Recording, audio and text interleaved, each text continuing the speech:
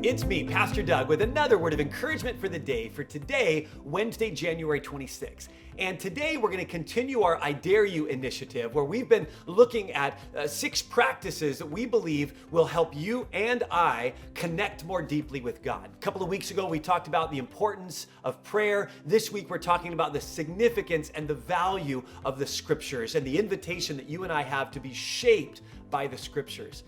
Today's word comes out of 2 Timothy chapter 3, verses 16 and 17. If you joined me on Monday, you might remember that we looked at 2 Timothy chapter 3, a couple of other verses on Monday, but today I want to look at verses 16 and 17. And remember that the book of 2 Timothy is a letter, an ancient letter, written by the Apostle Paul to his young protege Timothy, who was pastoring a church. And Paul wrote him for a number of different reasons, but in this particular passage, Paul is describing the importance and the value of the scriptures. He says this. He says, all scripture is God-breathed. It's another way of saying God-inspired, God-breathed, and useful for teaching, for rebuking, for correcting, and for training in righteousness. He goes on to say, so that the servant of God, that's you and me, may be thoroughly equipped for every good work. Friends, I've just been thinking about that phrase, thoroughly equipped for every good work. And I've just been thinking about the times in my life where I have shown up unprepared for something. You've probably had this happen too, right? Where you're getting ready to cook a meal and you realize that you're missing a key ingredient and you got to run to the store in order to do it. Or you're starting a home project and you realize that you don't have a piece of equipment or some of the materials that you might need. Or maybe even at work that you don't have the right equipment or the right program or even the right people on your team in order to accomplish what you set out to accomplish. There's nothing more frustrating than feeling ill-equipped to do what you're trying to do. I had this happen just a couple of weeks ago. My son bought a Jeep. It's an older Jeep, and it was all set up to go four-wheeling. It was lifted, big mud tires, the whole 9 yards.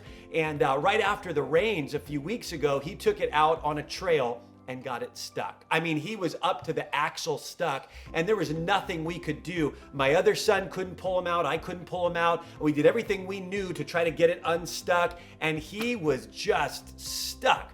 So I ended up having to call my friend Scott, who's actually one of the pastors on our staff, and Scott had the right equipment. He was equipped to be able to get my son out. He had the right vehicle, he had the right winch, he had all the right equipment to be able to get him unstuck. And after about 3.5 hours at night, we were finally able to get my son unstuck. But it was because Scott was equipped. He had the equipment he needed to be able to accomplish the job. And friends, when I think about being thoroughly equipped, it's not just a matter of being thoroughly equipped for our job or cooking or a home repair project.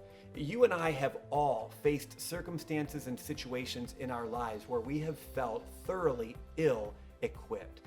The death of a loved one, a friend who's battling addiction, some other overwhelming situation that we just didn't know how to cope with or how to deal with. Friends, Paul is reminding us that as we immerse ourselves in the scriptures, as we allow ourselves to be shaped by the scriptures, that we actually will become, over time, thoroughly equipped to face the situations and the circumstances of life, thoroughly equipped for every good work.